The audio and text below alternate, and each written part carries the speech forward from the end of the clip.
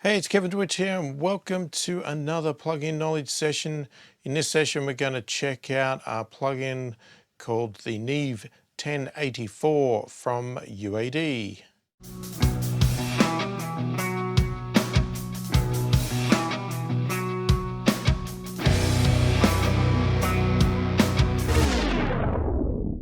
So firstly, if you are new to my channel and new to my videos, if you like what you see, please click the thumbs up, subscribe to the channel, click the notification bell to be notified of all my future videos. So the Neve 1084, it's a preamp module or plugin with EQ parameters. Very similar to the Neve 1073, but with a little bit more flexibility around the EQ space. And does it compare to the 1073? Which one should you get? Well, let's just go in and have a look and you can make a call on that yourself. Okay, so here we are in Cubase and here is the Neve 1084. I don't really know the history of this, to be honest with you. I have never used the hardware, so I'm basing all of my opinions and whatever else and comments out of the manual. So I have already got the Neve 1073 module and I'm just demoing this one at the moment. So they're similar but different. Okay, so here's the 1073, the light wood one, and then the 1084 is the darker wood one. So they state not long after releasing the 1073, they released the 1084, which was supposed to be an upsell module that featured the same Class A mic line preamp as the 1073, with the addition of 3 switchable EQ bands and narrow or wide Q settings. So if we go by that, then really, in theory, that it should sound very similar from a preamp point of view, because it should be identical. The whole control here with the line and mic should be the same. This the high-low mic impedance and all that sort of stuff should remain the same, and they obviously look the same. And again, most of it looks very similar, but we can see some subtle differences when we get to these EQ controls here. So on the 1073, you can see we have a shelf, and on the 1084 here, you can see we have an outer ring on this control, plus we have a high Q button here. Okay, this middle dial looks pretty much the same. Yeah, it looks like the same settings there. The lower one here, that looks pretty close to the same as well. And then our filter on this one here, obviously we have a bit of a difference. Now, this plugin can also be used in Unison mode. If you have a UAD Apollo, you can run up these modules on the Unison channel, which is allows it to modify the preamp of the UAD Apollo to sound like the Neve hardware. So we can pull up the 1084 on the Unison mode as well as 1073. Okay, so let's run through some of the controls here. So let's start over here with the pre-gain sort of dial here. Okay, we have two options when we're running this up. We can run it in line mode, so we can click on the line here, or we can click on mic to switch over to mic mode. Now, obviously, by this, traditionally, if you had a line input signal, which is, a bit hotter, you'd switch it over to line. And if you had a microphone, you'd switch it over to mic, and then you can adjust the gain to suit. Now, you can, so once you've clicked that, you're sort of locked into that side of the realm there, or if you go over to line, you are locked into that side there. Now, you can obviously go against the rules and run a line signal and switch it over to mic to add more distortion and that sort of thing. So, the possibilities are obviously there to not follow the rules. And a lot of people did not follow the rules and use the mic input for other types of connections to get that distortion. Okay, and to go hand in hand with that is this mic impedance control here. Now you can see if we're on the line side, I cannot change that. I cannot flick it at all. But as soon as I go over to mic, then I have the ability to move that. So by the manual, what that means is that it just sets the impedance of the input there for the mic type that you've got, and if it's on low, it's 300 ohms. Okay, and when it's on high, it actually depends on the gain setting. So the mic input impedance is 1.2 k ohms when gain is set between -20 and -50. So in this realm here, below the off label.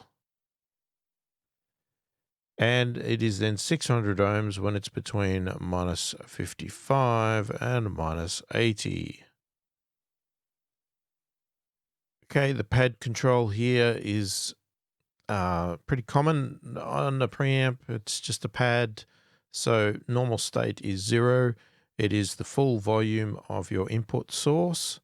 But if you find that you have an input source that is very loud and you're finding it very hard to get the gain down low enough that it's not clipping, you can engage the pad, which will knock off 20 dB instantly to your source so that you can then set your gain control appropriately to a more appropriate level. Okay, so in regards to the EQ here, we have our high-end shelf here. We can select with the outer ring there different frequencies, so we can have off, 16K, 12K, and 10K.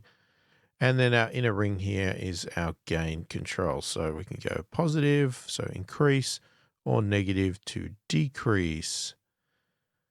We then have our mid band here, same approach. We've got our outer ring sets our frequency there, so off, 350 hertz, 700 hertz, 1.6K, 3.2K, 4.8K, 7.2K, and our gain control in the middle.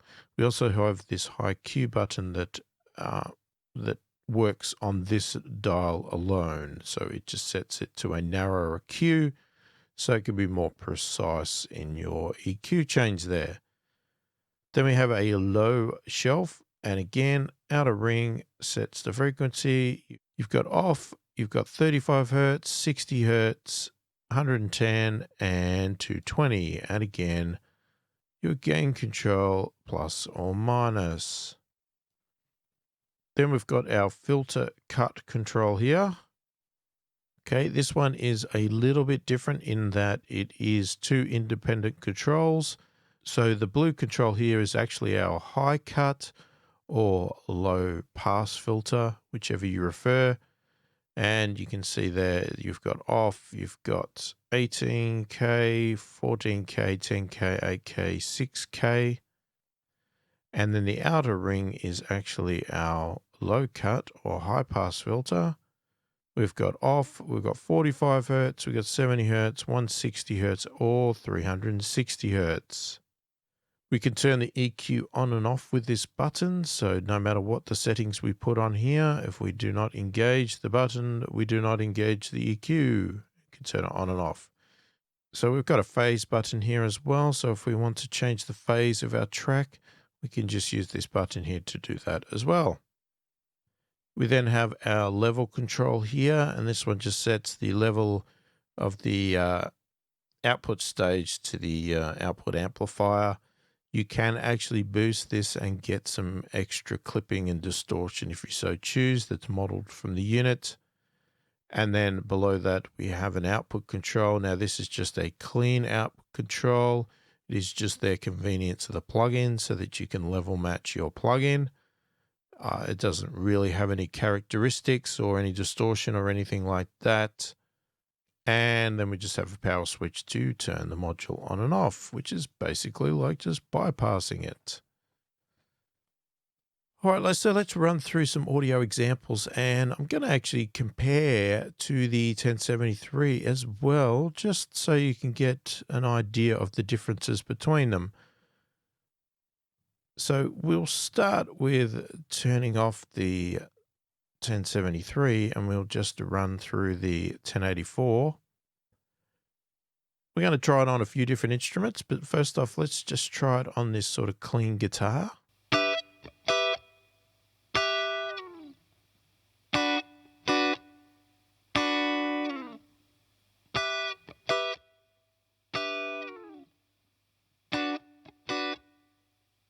Okay, let's just, well, bring it in. Okay. I might lower that volume actually. So we'll put it on line first.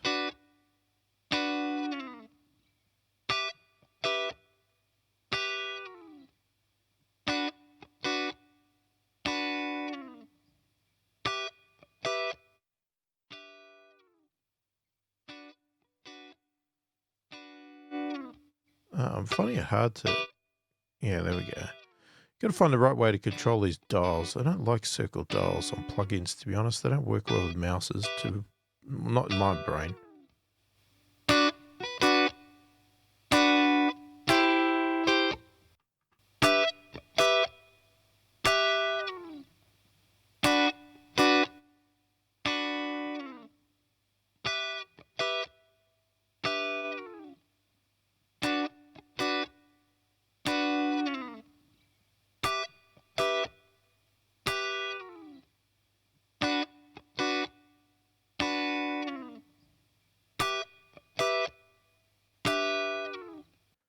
Okay, so that's with it with inline mode, but you know, to be honest with you, I think we're probably best just to get over onto mic, because that's where I feel most people are probably going to want to play in this realm here.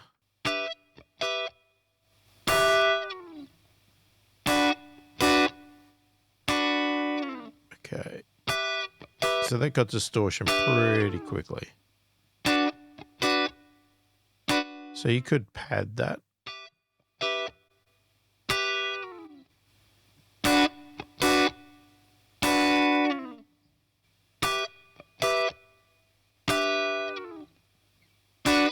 You could switch over to low impedance.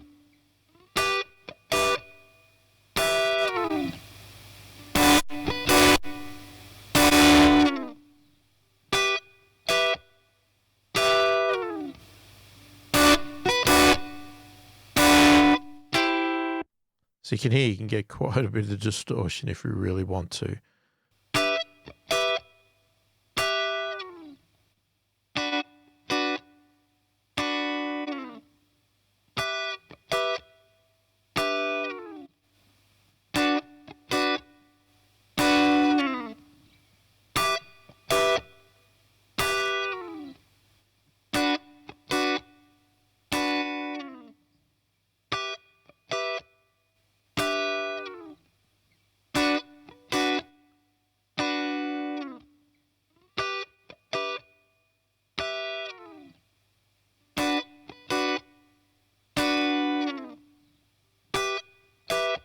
So just adding a touch of distortion. So you can see there, I sort of pushed it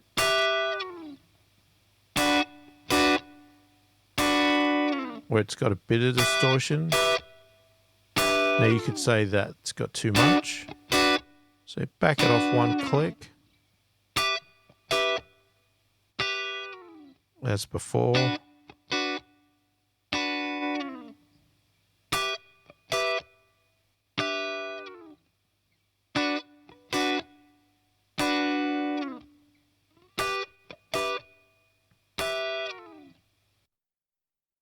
All right, so we could try, so we're going to have a problem with level here, but.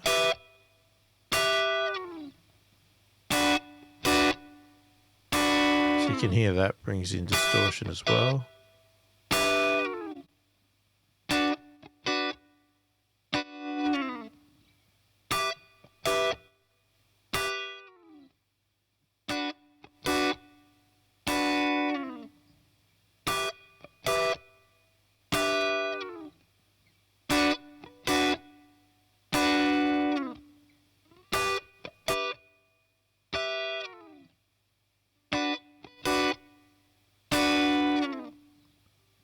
So if you wanted to add just a little bit of grit, a little bit of hair to your instrument there, you can do that with either sort of control.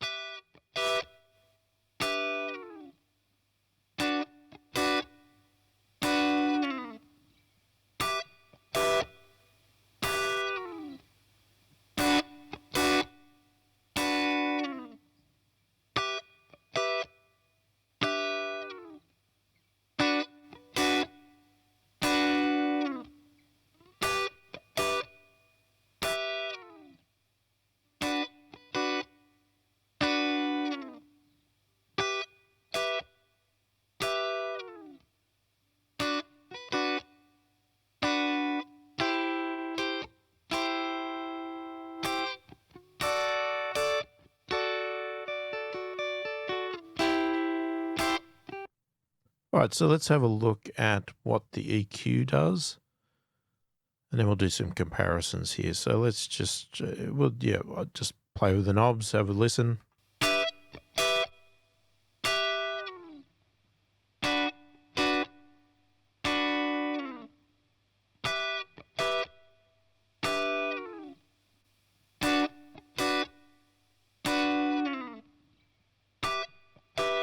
That dulls it down a little bit.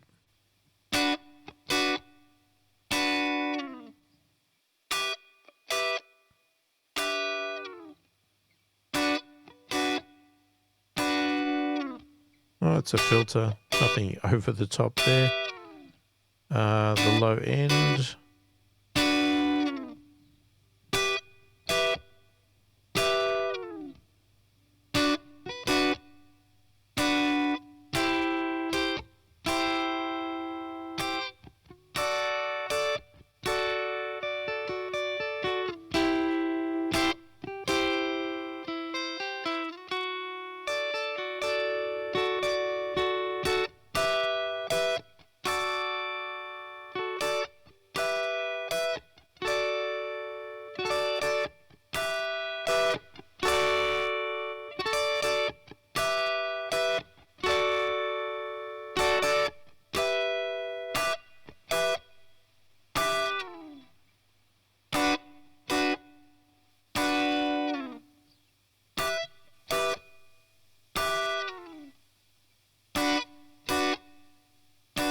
Seems to add a bit of the distortion back in as well. Or even though it's just highlighting it.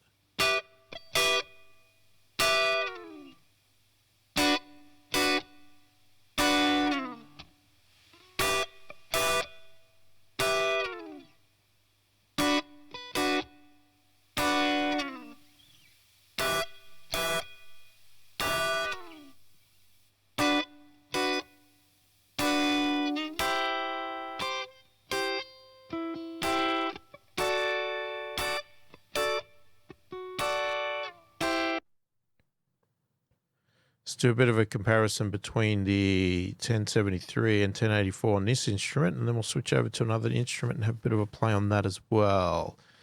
So we won't try everything, but let's just go straight over and basically put the same setting on. We'll just try the preamp first.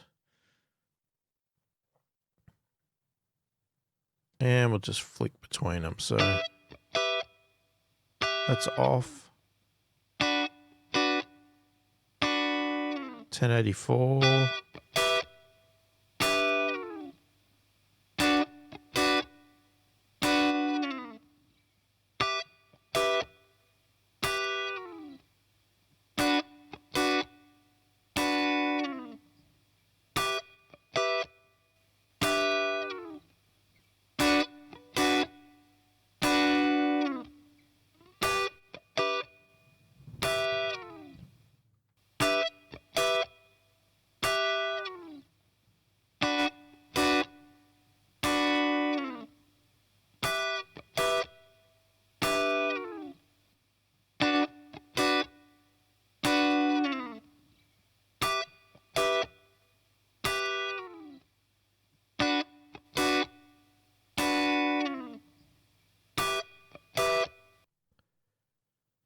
Okay, so it's supposed to be the same preamp, but the 1084 is straight away giving me more distortion. Now, it could just be a simple fact of the matter that the units they modeled were obviously slightly different, right? Even though they got the same preamp, being analog hardware and vintage gear, they're all different.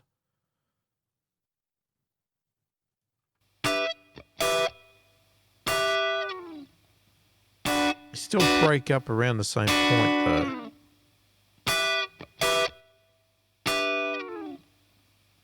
So if we go into that sort of breakup range there,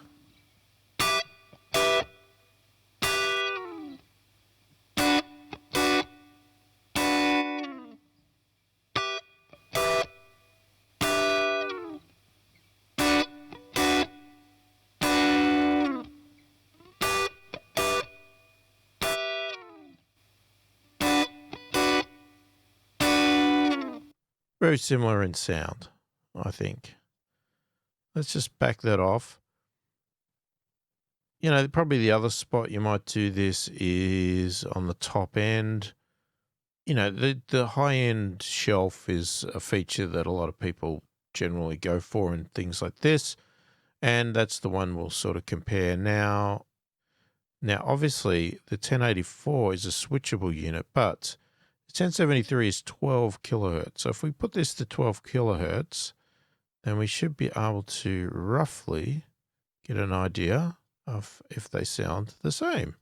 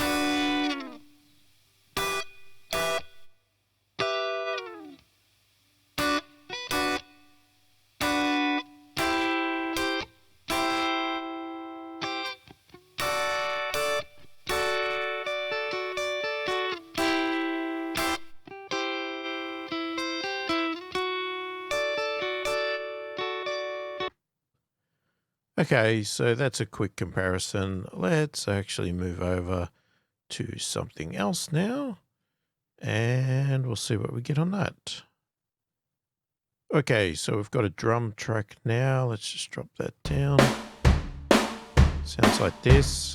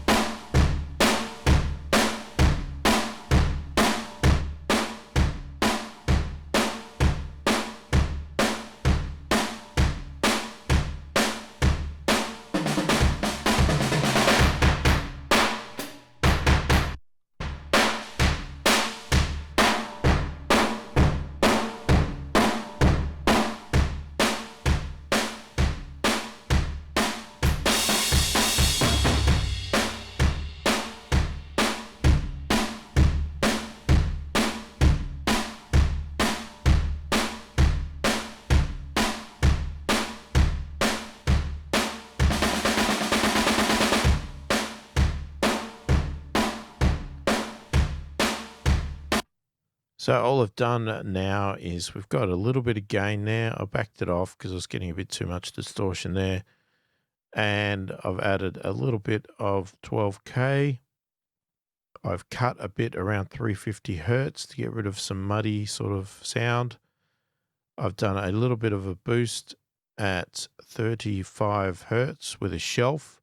So it's going to bleed up a little bit. So it's going to add a little bit of fatness to the kick there and below. But I've also done a filter at 45 so that we can get rid of some rumble on the bottom. And we can engage that in and out. So it's before. That's just with the preamp.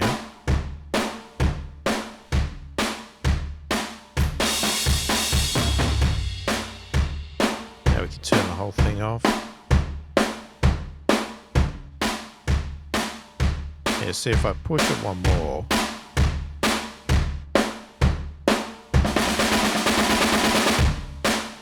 It's a bit too much distortion there.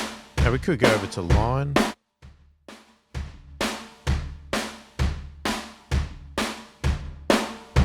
But that's actually quite low and quite clean.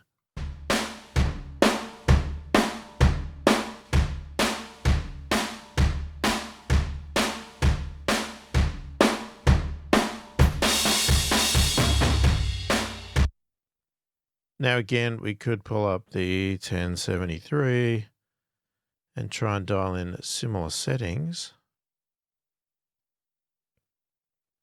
So if we sort of copy what is on here, flick to there, we know this is 12 kilohertz anyway. So we just add a touch of that, set the dial down there, bit of a cut. Trying to eyeball in what we did. Somewhere around there. It's going to be hard to get it exactly right. So the comparison's not going to be really accurate. And our filter here, we only really have the choice of 50 Hertz. We don't have a 45. All right, so here we go. So here's before. 1084.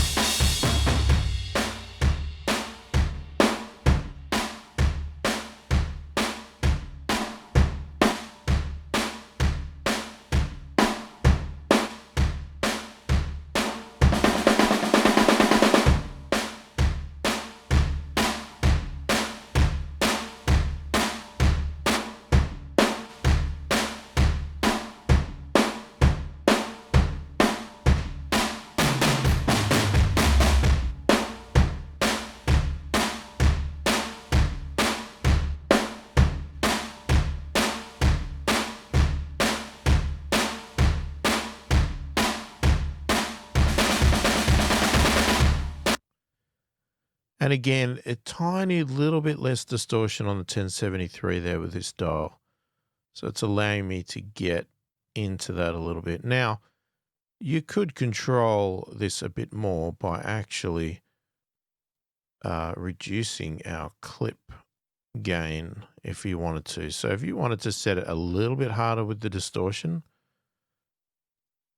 so we'll turn that one off. We'll turn on our 1084. If you said there was just too much, you could drop the gain of this to get the level you want.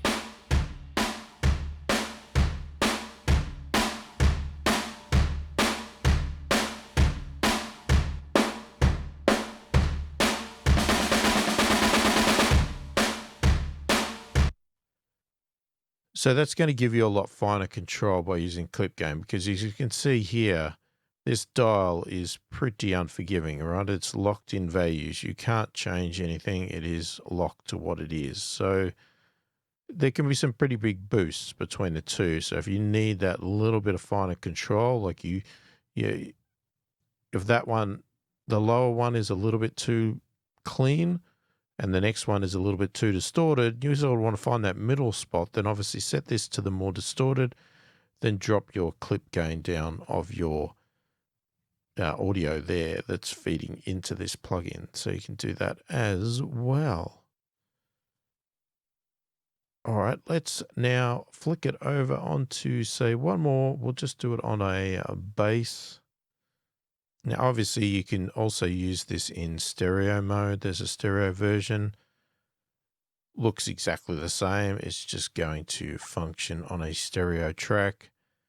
I would think it'd be very unusual for you to put it on not on a stereo track, but it'd be unusual to put it on a bus or anything like that, or on a full song. So I'm not going to bother showing that sort of example, but obviously you may have a stereo track with a stereo input, a synth or something like that.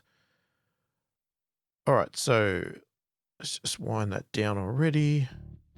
Get our bass in, okay.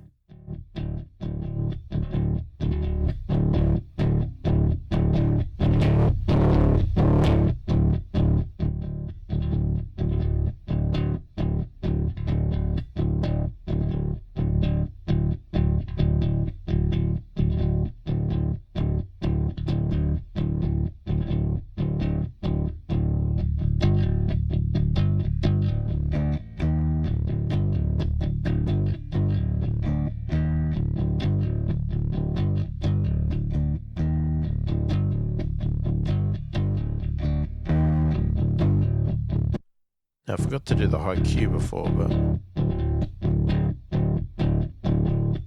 so just do a boost here.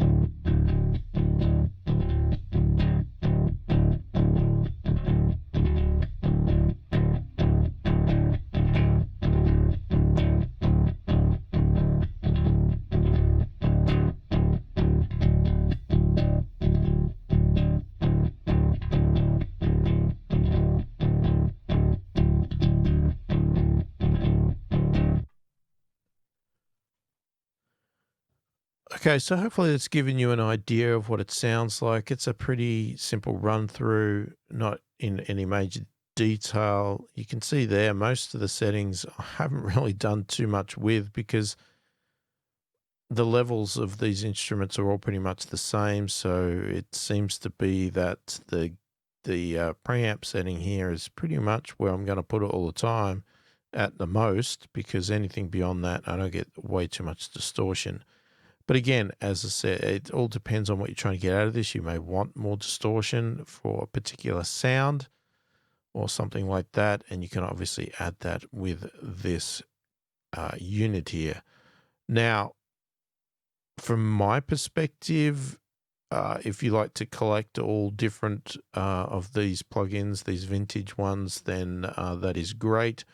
But if you are just looking for that Neve sound, I would probably base my decision of whether I got this on whether I already own the 1073 or not. Now, if I didn't own either and I was going for one of them, then I would just grab this 1084. I wouldn't bother with the 1073.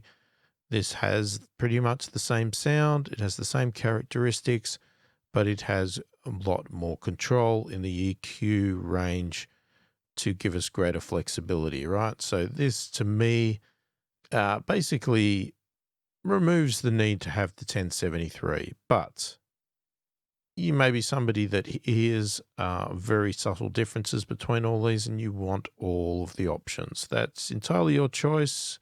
I'm not going to argue that point, but if it was me, if I was to start again, I would get this because I believe it supersedes the 1073. Now, I already own the 1073, so it's sort of a bind for me of, do I get the 1084 or do I just stick with the 1073? And I think at this stage, I'll probably just stick with the 1073.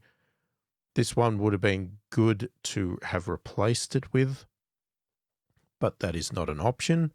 Okay, I can't return the 1073 and swap it for a 1084, which is what I would do if I could, but I can't. So, and I don't personally see the value for me to purchase this one when I already own the 1073.